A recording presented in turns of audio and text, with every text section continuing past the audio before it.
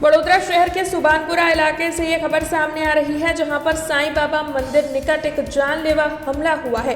एक युवा पर हथियारों से हमला किया गया था। घायल युवा इस वक्त इलाज के लिए अस्पताल में है। आईसीयू में युवा का इलाज चल रहा है।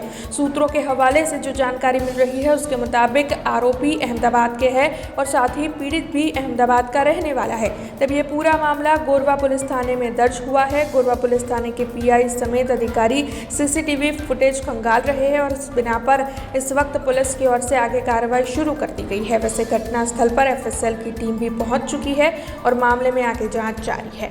गई काल तारीख 6 रोज सुभानपुरा इलोरा पार्क खाते एक मारामारीनी घटनाનો બનાવ બનેલ છે।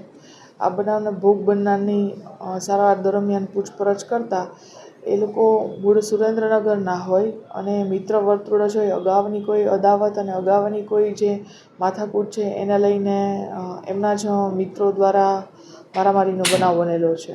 નામ આપેલું નથી એવા એક ઈસમને અમે પૂછપરછ અર્થે લાવ્યા છીએ। એ સુરેન્દ્રનગરનું છે। એ એવું કહે છે કે હું 15 દિવસથી અહીંયા કમાવા સારું રહેવા માટે આવેલ હતો।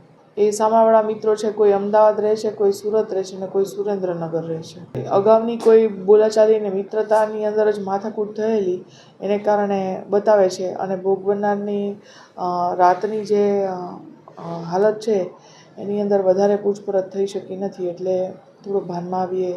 સીસીટીવી ફૂટેજ વેહિકલ લઈને આવેલા છે એનું સામે આવેલ છે, પણ એક્ઝેક્ટ નંબર ખ્યાલ આવતો નથી ને નંબર ખ્યાલ આવે આગળની કાયદેસરની કાર્યવાહી કરવામાં। હા, એફએસએલની ટીમ આવી ગઈ છે, બનાવવાળી જગ્યાનું પંચનામું કરેલ છે।